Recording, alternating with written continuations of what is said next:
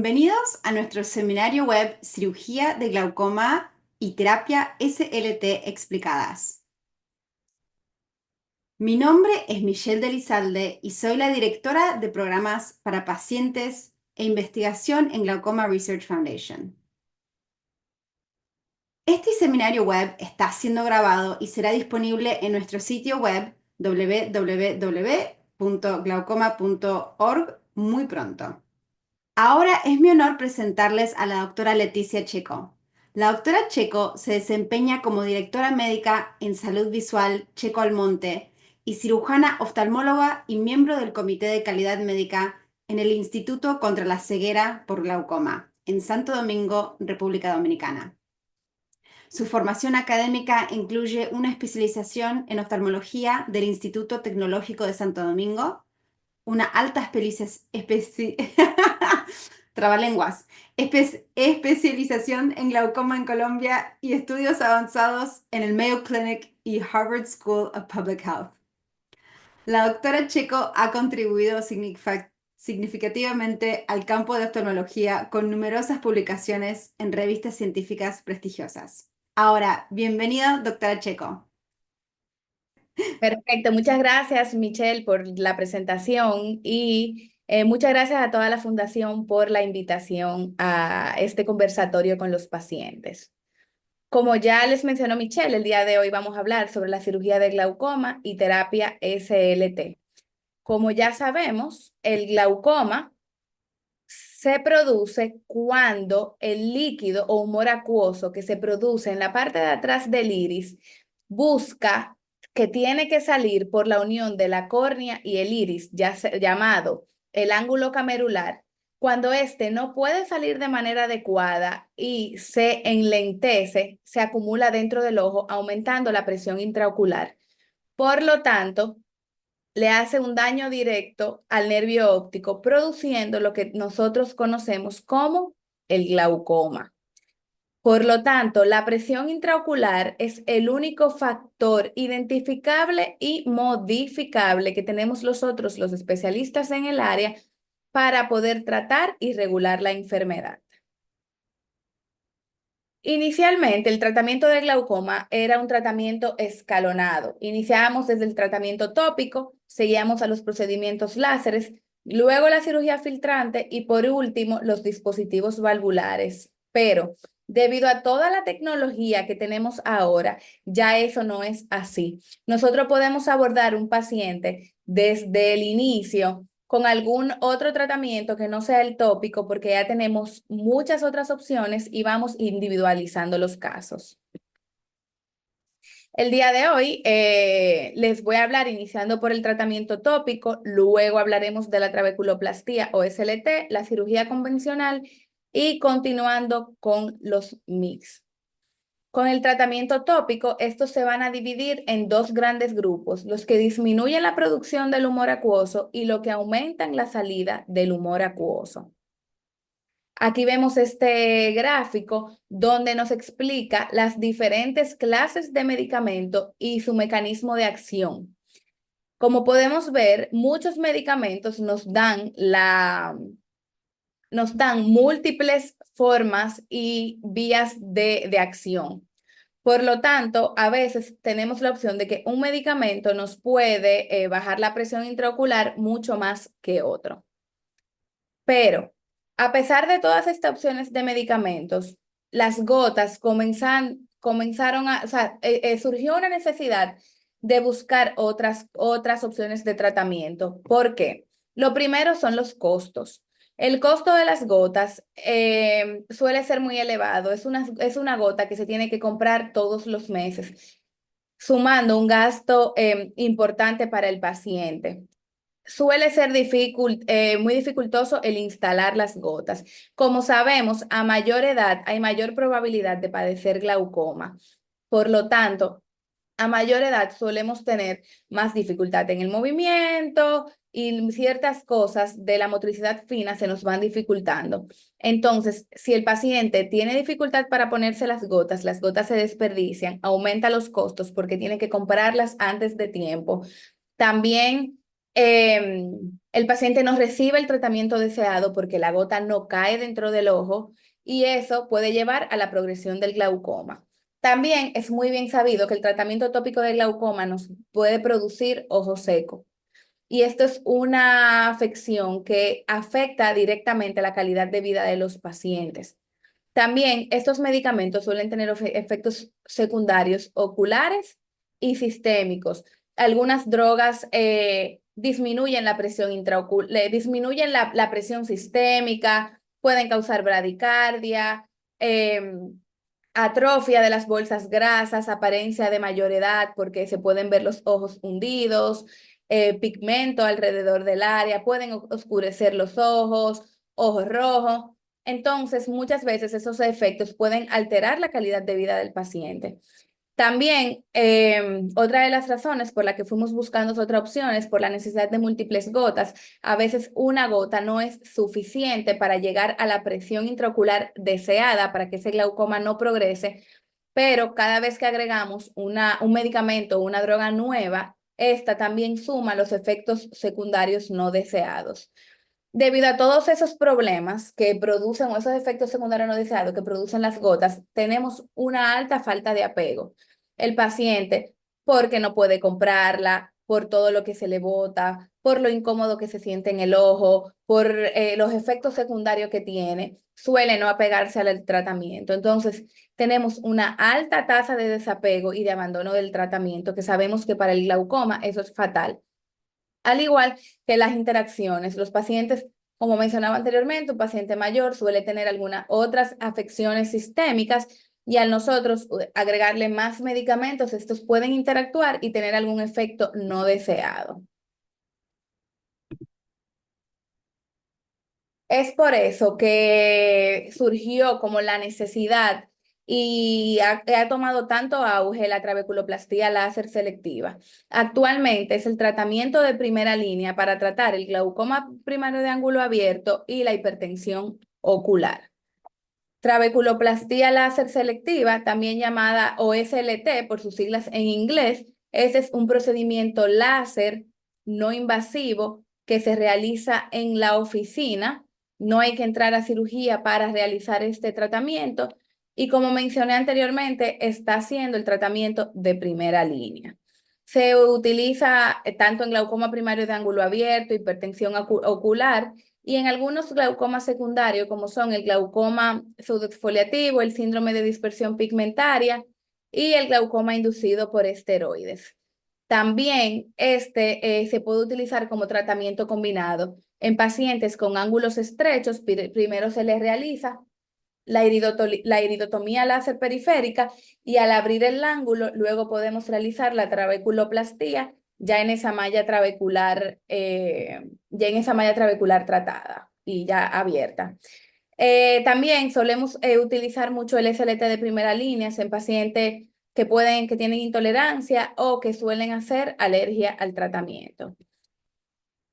Está descrito que produce una reducción de la presión intraocular de hasta un 30% desde la primera vez de aplicado el láser, que el efecto máximo es de 1 a 3 meses y su duración es de 1 a 5 años. También al no crear un daño en el tejido, puede ser repetible. Entonces, si el SLT a primera instancia sí busca el no, como un sustituto de las gotas, pero también se puede utilizar como un tratamiento coadyuvante. Hay pacientes que utilizan su tratamiento tópico, al realizarle el SLT obtenemos presiones más bajas, ¿ok? Ayudan a la mejor absorción del tratamiento. Aquí vemos el procedimiento del SLT, como mencioné anteriormente, que es el recomendado para el tratamiento de primera línea en el glaucoma. Luego de una buena visualización del ángulo en el consultorio, en la oficina, vamos al láser. Se coloca el gonioscopio, el lente que nos permite tener la visión directa del ángulo y luego damos todo el láser en la malla trabecular. Esto, dependiendo de la preferencia del cirujano, se puede dar 180 grados, 360 grados en toda la circunferencia del ojo. Al láser impactar en la malla trabecular, podemos observar esas burbujitas que se describen como una apariencia parecida a las burbujas de champaña. Esto nos va a decir también si el láser está haciendo efecto y si tenemos el poder adecuado. Cuando vemos muchas burbujitas, tal vez tenemos un poder muy alto. Cuando vemos muy poca, tenemos un poder muy bajito. Y esto nos ayuda a nosotros los cirujanos de saber cuál es el poder necesario y el mejor para ese caso en específico a medida que lo vamos dando. Luego, al ese láser tener contacto con esta malla trabecular, nos va a crear un cambio y nos va a moldear estas células. Estas células pigmentadas, los macrófagos y todo lo que tenemos ahí, esto los va a moldear y nos va a permitir una mayor salida del líquido.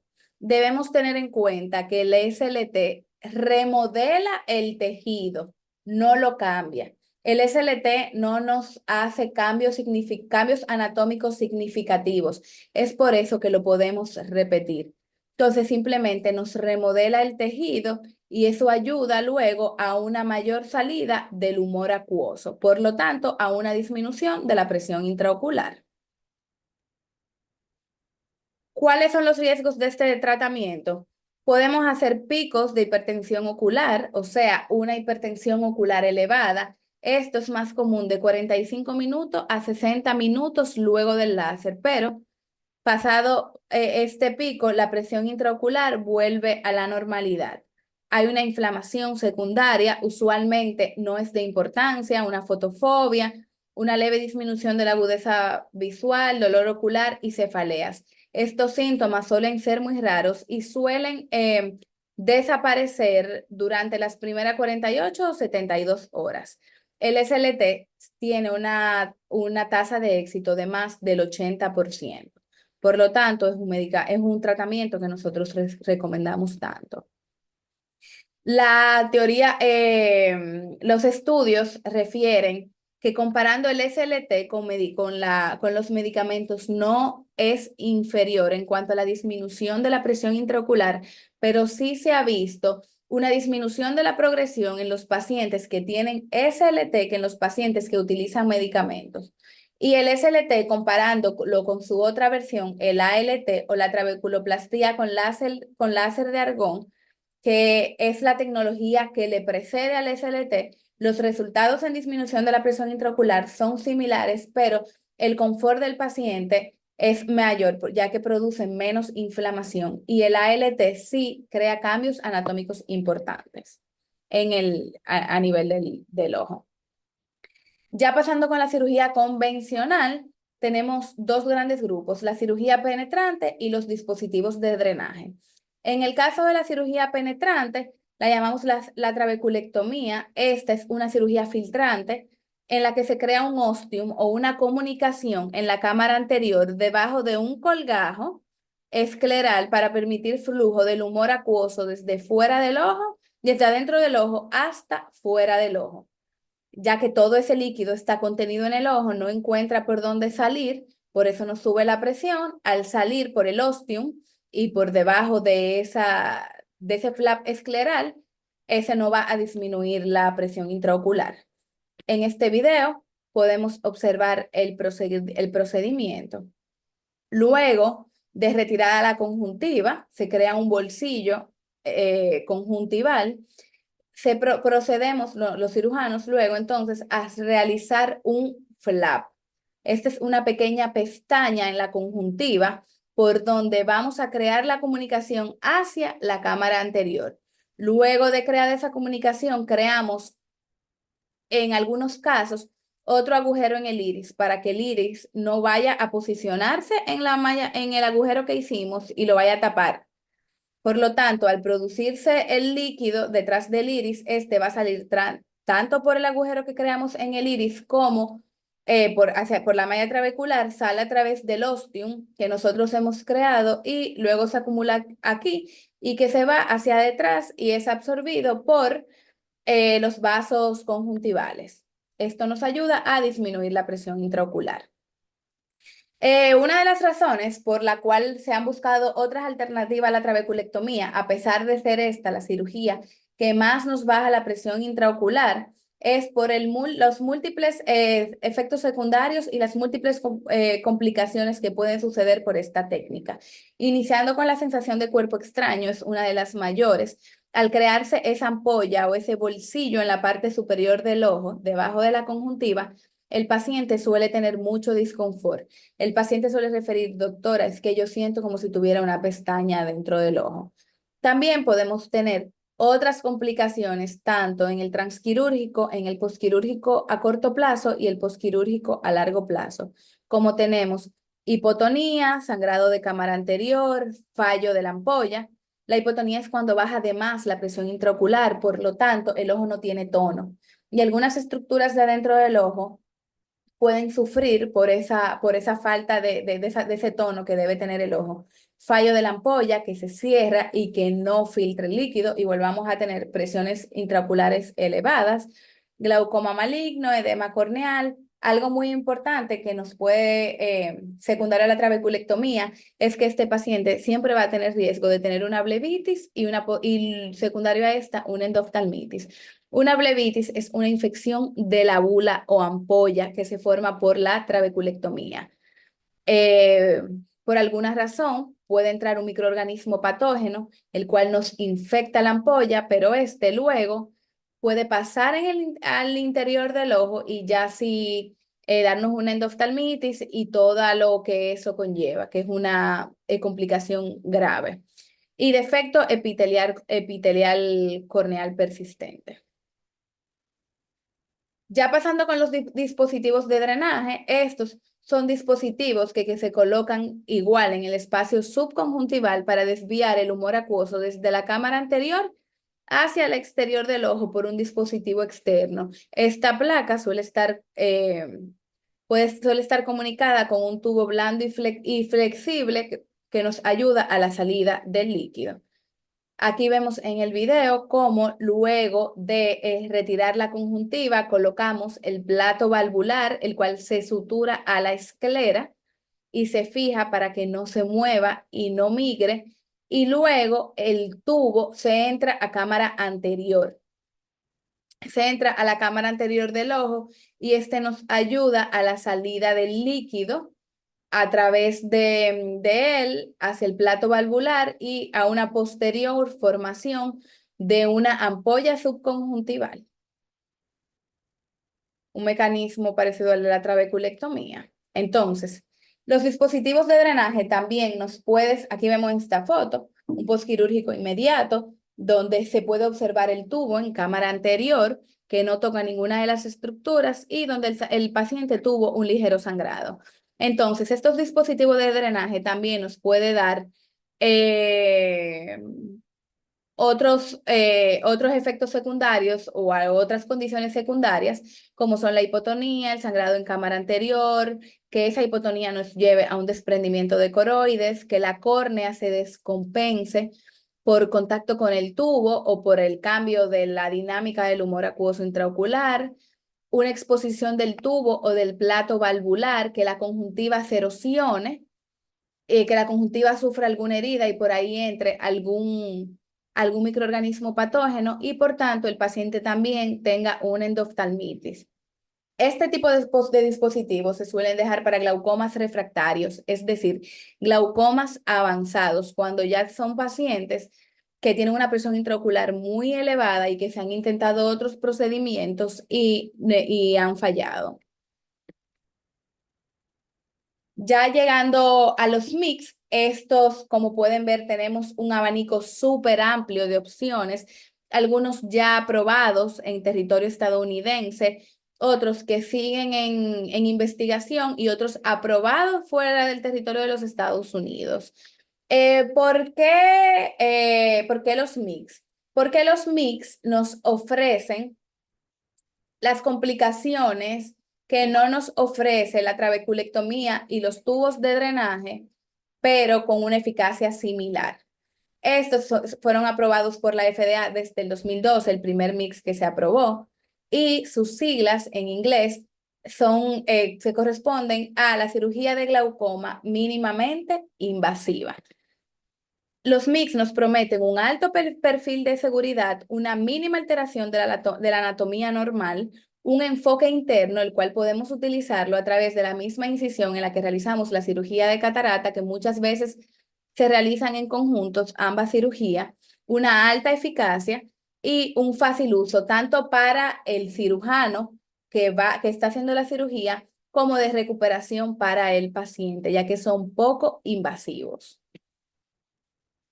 Aquí tenemos este esquema donde nos presenta todos los mix que se encuentran en el mercado actualmente, ya sea en investigación o ya aprobados, y nos especifican su mecanismo de acción, en qué lugar van a ejercer su trabajo. Los MICs han tomado muchísimo auge en este trabajo realizado por Lee y colaboradores. Podemos ver cómo en el 2017, de 174.788 cirugías de glaucoma que se realizaron en todos los Estados Unidos, 131.935 cirugías correspondieron a los MICs para un 75.5% de todos los casos, dejando la trabeculectomía y a los dispositivos de drenaje con una diferencia muy amplia. Por lo tanto, los MICs prometen y siguen prometiendo por lo que vemos. Aquí yo le voy a hablar un poco sobre el mecanismo de cada tipo de MICs. Inicialmente tenemos los que aumentan la salida del humor acuoso por el canal de Schlemm. Estos nos van a crear una comunicación directa de la cámara anterior con el canal de Schlemm, el lugar por donde pasa el líquido del humor acuoso intraocular hacia la circulación sanguínea y por ahí sale. Estos nos prometen esa comunicación, por lo tanto, hay una salida directa del líquido, no tienen que atravesar la malla trabecular, pero tampoco la afecta, la deja intacta la malla trabecular, solamente crea esos espacios de comunicación. Luego tenemos los que aumentan igual la salida del humor acuoso, pero por la malla trabecular. En este caso, nos crean la comunicación igual hacia el canal de Schlemm, pero ya sí retirando la malla trabecular. ¿Ok? Esta sí ya crea una escisión de la malla trabecular y crea una comunicación directa. Esta puede ser tanto de una sección de toda la circunferencia de la malla trabecular, como puede ser hasta 360 grados. La salida del humor acuoso por el espacio supraciliar, este es un tipo de tecnología o de mecanismo de acción que promete mucho. Este crea una comunicación directamente desde la cámara anterior hacia el espacio supraciliar. Por aquí, el humor acuoso, entonces, luego se une con la circulación corporal. Esto suelen tener muy buenos resultados, pero todavía no tenemos en la actualidad ninguno aprobado. Todos están en investigación. Hace unos años sí se aprobó uno con resultados excelentes, pero luego de un año de los pacientes tener el dispositivo intraocular colocado, vieron otros efectos secundarios como una disminución del endotelio corneal, o sea, hacía que la córnea sufriera mucho y el laboratorio decidió realizar un retiro voluntario. Por lo tanto, ahora mismo los que tenemos están como que en investigación y aún no se ha vuelto a probar nada. Luego vamos los que comunican la salida del humor acuoso por el espacio subconjuntival. Es un mecanismo muy similar al de la trabeculectomía, de la trabeculectomía y de los dispositivos de drenaje. Crea directamente una comunicación desde la cámara anterior hacia el espacio subconjuntival. Estos sí suelen ser ya bulodependientes, o sea, sí crean la ampolla, por lo tanto, pueden dar esa sensación de cuerpo extraño y esos efectos secundarios que tienen que nos produce también las ampollas de la trabeculectomía, pero al, eh, al realizarse la cirugía de manera interna, no tenemos que hacer directamente incisiones en la conjuntiva y eso es un poco menos agresivo para el ojo y su anatomía. Y por último tenemos los que disminuyen la producción del humor acuoso. Ya aquí no hablamos de que salga más líquido y me baje la presión. Ya aquí nos enfocamos en que se produzca menos y por lo tanto me disminuya la presión. Aquí estos suelen ser dispositivos láseres eh, que van a actuar directamente hacia las células pigmentadas que producen el humor acuoso, haciendo que se disminuya su producción. Entonces, ahora que conocemos tanto de todos los métodos que tenemos disponibles, como pacientes debemos tener algunos puntos claros.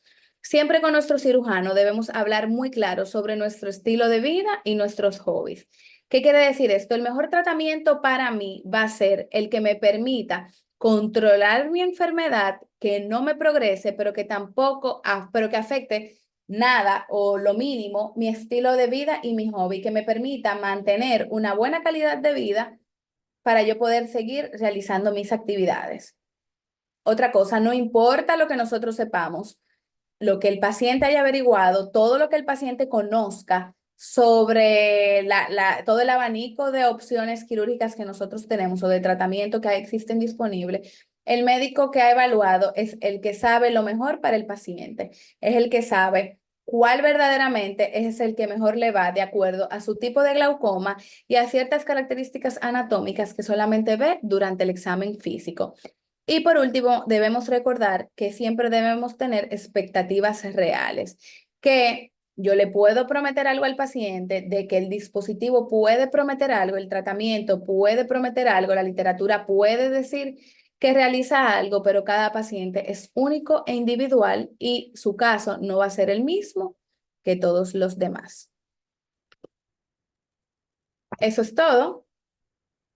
Muchísimas gracias, Leticia. Eso fue un montón de información, muy buena información.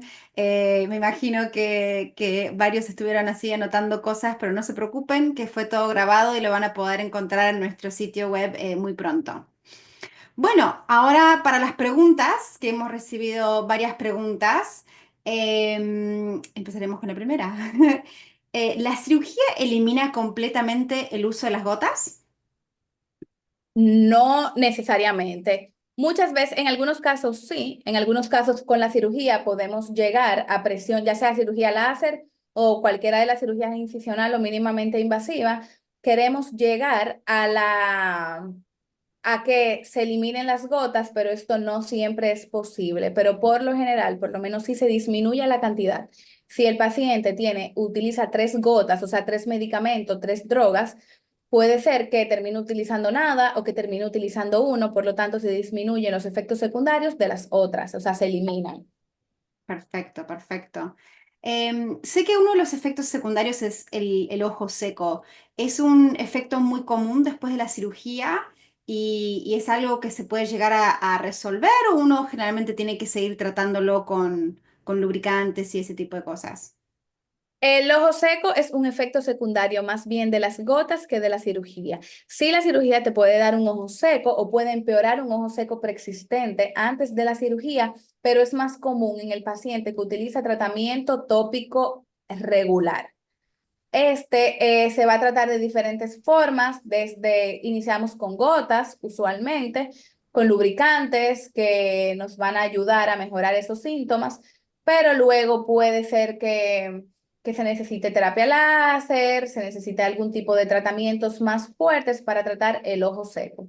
Pero la cirugía como tal usualmente no es un efecto secundario de ella. Perfecto. Y una pregunta es, si mi presión intraocular es estable con gotas, ¿debería considerar aún la cirugía? Sí, eso va a depender de cada caso, como mencionaba anteriormente. ¿Por qué? Porque a veces el paciente tiene una presión intraocular estable. ¿En qué momento? En el momento que va a la oficina y se toma la presión intraocular. Pero podemos tener picos de presión intraocular mientras dormimos o en otros momentos. Entonces, no solamente vemos el valor de la presión intraocular, aunque es el único modificable que nosotros tenemos para medir en la actualidad. Nosotros también tomamos en cuenta otros factores como la progresión cuando se les realizan los estudios de seguimiento al paciente y vemos si ha habido algún cambio y ha empeorado. Por lo tanto, eso no quiere decir que el tratamiento que está llevando el paciente no está siendo suficiente y que debemos buscar otra alternativa. Muchas gracias.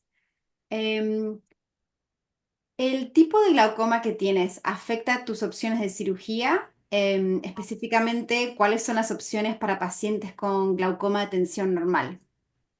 Sí, el tipo de glaucoma puede cambiar o sea, puede cambiar la decisión del tratamiento. En el caso de los pacientes con glaucoma de tensión normal, aquí, como el nombre lo dice, es de tensión normal o de tensión baja. Por lo tanto, el factor modificable que nosotros tenemos aquí, ya nosotros lo perdemos porque ese paciente siempre tiene la presión bien. Entonces, más que la cirugía y todo lo demás, muchas veces el glaucoma de tensión normal está relacionado con cosas sistémicas. Por lo tanto, es un paciente que debe ser investigado sistémicamente, apnea del sueño, uso de algunos medicamentos, secundar algunas otras cosas que nos puede ayudar a controlar ese glaucoma. También algunos de los medicamentos para el glaucoma no están recomendados en pacientes con glaucoma de tensión normal. Entonces, después de uno investigar exhaustivamente a ese paciente, sobre todo sistémicamente, y ver otras opciones como la apnea del sueño y todo lo que mencioné anteriormente, entonces se decide la mejor opción de tratamiento para él. Muchas gracias. ¿Y cómo es el proceso y tiempo promedio de recuperación después de las cirugías? Obviamente sé que difiere con cada cirugía, pero en promedio o quizás para cada cirugía, ¿cuáles son las expectativas? Bueno, los MICS suelen ser cirugías menos invasivas. Por lo tanto, en el caso de los MICS, la recuperación va a ser más rápida. Va a depender mucho si se realizó junto con una cirugía de catarata, qué tan dura estaba la catarata, qué tanta inflamación se produjo durante el transquirúrgico y qué presentó el paciente en el posquirúrgico. Pero luego de pocas semanas, los pacientes se pueden ir reintegrando a la vida más o menos normal. ¿Ok? En el caso de la terapia láser, algunos médicos ni siquiera indican ningún reposo, o sea, ya el paciente a las 24 horas está integrado en sus labores normales, pero en el caso de la cirugía incisional y en el caso de los dispositivos de drenaje, ya la recuperación sí va a tomar más tiempo. Suele dejarse el paciente con suturas, las cuales deben ser retiradas luego de unas semanas. Y ya ese posquirúrgico es un poquitico más tedioso, ya se puede tomar unas cuantas semanitas más. Muchas gracias. Y me imagino con este tipo de cirugías debes encontrarte con varios pacientes que a lo mejor sienten mucha ansiedad durante estos procedimientos. ¿Cómo les recomendás a los pacientes que lo manejen o a lo mejor se les administra algún fármaco para ayudarlos? Sí, claro, ya de eso se encarga el departamento de anestesiología. Ya ellos son los que deciden cuál tipo de abordaje. Usualmente las cirugías mínimamente invasivas es con el paciente despierto con una muy leve sedación y se utiliza anestesia tópica. El paciente no siente, pero está consciente de lo que está pasando a su alrededor. Algo que yo le digo al paciente que ayuda muchísimo es la confianza que el paciente tenga con su médico. Cuando tú confías en la persona que está trabajando, la verdad es que uno va con otra actitud y otra confianza, lo cual es súper importante. Si tú confías en tu médico, todo el proceso, tanto para ti como para tu médico, es mucho más fácil. Es verdad, nosotros siempre hablamos con los pacientes y les recomendamos que es una relación de por vida, digamos. Entonces uno tiene que tener una buena relación, uno tiene que poder hablar con el médico, que le contesten todas sus preguntas, calme sus ansiedades, porque es algo súper importante. Estamos hablando sobre la visión. Así que, perfecto, muchas gracias. Em, ¿Quién es un candidato ideal para el SLT? El SLT, un candidato ideal, es un paciente que está debutando, o sea, iniciando con una presión intraocular elevada, que no ha utilizado ningún otro tratamiento y que al examen de la gonioscopía tiene un ángulo abierto, que se pueden apreciar sus estructuras y que no está muy pigmentado en extremo. Ese es el paciente ideal. Pero como mencioné anteriormente, se puede aplicar en muchísimos otros casos. Perfecto. Y, por ejemplo, el SLT es un tipo de procedimiento que se hace para niños también. Mira, la literatura en niños es escasa. Mm. La verdad es que con niños y embarazadas se tiene mucho temor a la hora de investigar. se respeta mucho. Personalmente, yo incluso va a salir próximo, he publicado una serie de casos de SLT en niños, en pacientes de 13 a 18 años, y yo he tenido muy buenos resultados. ¿Ok? Mis resultados han sido excelentes. Y yo siento que vamos para allá, yo siento que vamos a poder aplicarle la tecnología a los niños, porque como sabemos, el ponerle gotas es mucho más difícil a los niños. También no puede ser un niño muy pequeño, tiene que ser un niño que colabore, o Claro. sea, y colabore con el procedimiento, pero las gotas ponérselas es más difícil, el que tengan el apego al tratamiento es más difícil, dependen de otra persona. También un niño, los efectos secundarios. Hay gotas que te crean atrofia de parte de tu cuerpo. Mm, No es lo mismo que tener un cambio físico, una persona de 70 años, que tener un cambio físico, una niña de 14 años que está comenzando a crear su autoestima. Entonces siento que puede venir por ahí ya el tratamiento de manera próxima. perfecto, gracias. Y generalmente, o sea, el SLT tiene como cierta duración. ¿Y se puede repetir la cirugía si hace falta? ¿O en realidad el procedimiento no es cirugía? Sí, como mencioné anteriormente, el SLT tiene un efecto de 1 hasta 5 años.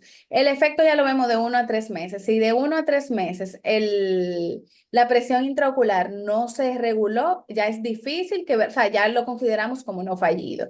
Mm. Ya el tratamiento no funcionó, pero lo cual es raro. Tiene una tasa de éxito, como mencioné, de más del 80%. Pero una vez aplicado el SLTI, que ya funciona, le puede durar al paciente el efecto de 1 a 5 años. Y si a los 2 años vuelve a subirle la presión intraocular, este se puede repetir sin ningún problema, porque como mencionaba anteriormente, no quema el tejido, sino que lo moldea, lo remodela. Perfecto, qué buena explicación. ¿Sigues siendo candidato para cirugía si tienes degeneración macular? Claro que sí, debemos tomar en cuenta que la degeneración macular y el glaucoma son dos cosas completamente diferentes. Sí, lastimosamente la degeneración macular nos disminuye disminuye la visión de manera central y el glaucoma por lo general de manera periférica, o sea que eso afecta de manera significativa al paciente en cuanto a su visión y a su calidad de vida, pero claro que sí. Nosotros podemos operar al paciente que tiene degeneración macular sin ningún inconveniente. Gracias. ¿Hay cirugías que no son recomendados para gente que utiliza lentes de contacto? Eh, sí, sobre todo las que son, las que van al espacio subconjuntival, que crean la ampolla que mencioné anteriormente, ya la superficie del ojo no es regular. Por lo tanto, el lente de contacto no se va a poder aplicar, no se va a poder, la forma que debe tener no va a poder. Entonces, sí, en algunos pacientes es mejor intentar buscar otras opciones. Por eso hablo mucho de la individualización de cada caso, de lo que a lo mejor me conviene a mí y me vaya mejor a mí, o a tu vecino, o a tu primo o a toda tu familia que le han hecho tal procedimiento, no, no necesariamente es el mismo que le va a ir bien a otra persona. Sí, exacto. Tengo varias preguntas así como muy específicas para cada persona, pero una de las preguntas que también surge es, em, ¿cuáles son las opciones para alguien con cataratas y glaucoma? ¿Siempre se les opera al mismo tiempo? Muchas veces se opera al mismo tiempo, se aprovecha el tiempo quirúrgico para operarlas. Las cirugías de glaucoma, muchas veces cuando no se retira el cristalino, o sea, no se quita la catarata, suele desarrollar catarata el paciente a los pocos meses. Por lo tanto, uno muchas veces aprovecha ya realizarlo en el mismo tiempo quirúrgico e incluso eso es uno de los objetivos de los MIGS, ¿ok? De los MIGS es aprovechar el tiempo quirúrgico y aprovechar las mismas incisiones, cosa que el ojo sufra menos. Ya en el caso, por ejemplo, de la trabeculectomía, va a depender mucho del cirujano. Se puede hacer en el mismo tiempo. Por ejemplo, aquí en República Dominicana es muy común que nosotros sigamos haciendo trabeculectomía y que se realicen en el mismo tiempo, pero hay cirujanos que no les gusta, que les gusta realizar primero la cirugía de catarata, crea menos inflamación y a partir de los 6 meses realiza la trabeculectomía y su experiencia suele ser de mayor éxito de esa forma. Fantástico, gracias. Y ahora tengo dos preguntitas más, no tan relacionadas a la cirugía, pero son preguntas muy comunes. Uno es sobre la medición de presión en la casa, porque hay muchos que han visto que hay tonómetros en la casa y ese tipo de cosas. ¿Cuáles son tus recomendaciones o qué tipo de protocolo llevas en esos casos? Mira, es un estudio que yo realizo, o sea, le realizo a mis pacientes, pero por tiempo específico, ¿ok? Sí, la tecnología está llevándonos más a las tomas de presión a dispositivos, lentes de contacto que el paciente se pueda colocar para tomar la presión intraocular todo el tiempo, pero la verdad es que todavía falta mucho de que se puedan tomar tomas precisas, de que el paciente sepa también utilizar el dispositivo, porque pasa mucho de que nos puede dar errores, nos puede dar falsos positivos, o sea, falsas presiones elevadas o falsas presiones muy bajas por el mal uso del paciente. Yo considero de que debemos ir al paso en esa parte, de que al final del día los estudios, la evaluación clínica es lo que va a primar y es lo que nos va a decir si verdaderamente hay un daño o no, y que eso que llegue al paso. Fantástico. Y otra pregunta, una muy común es, ¿qué estilo de vida uno debería llevar? El ejercicio y en cuanto a comida y suplementos o vitaminas recomendadas a los pacientes. Mira, respecto a vitaminas como tal, a pesar de que sí, hay estudios que hablan sobre múltiples vitaminas y lo bien que hace, no hay nada comprobado, ¿ok? No hay nada comprobado, ya sea porque la data es insuficiente, porque muchas veces los esfuerzos no están enfocados en esa parte, pero siempre el llevar un estilo de vida saludable, lo único que no va a hacer es bien, ¿ok? El llevar una dieta balanceada, donde nosotros adquiramos todos los nutrientes de manera natural, al igual que ejercicio de leve a moderado, siempre nos va a hacer bien. ¿Ok? En el glaucoma particularmente se prefiere no realizar algún ejercicio que aumenten mucho la presión, o sea, que uno haga maniobra de Valsalva o que puedan aumentar la presión intracraneal, como algunas posiciones de yoga, porque nos pueden llevar de manera secundaria a un aumento de la presión intraocular y a un consiguiente daño del nervio.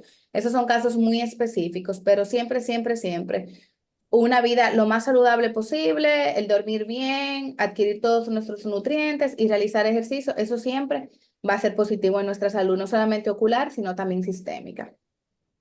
Como para todos. A todos. Todos deberíamos hacer lo mismo. Bueno, muchísimas gracias, doctora Checo. Este seminario ha sido muy informativo para todos los pacientes de glaucoma y sus familias.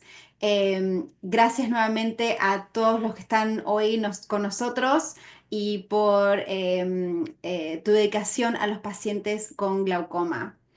Siempre a su orden y muchas gracias a ustedes.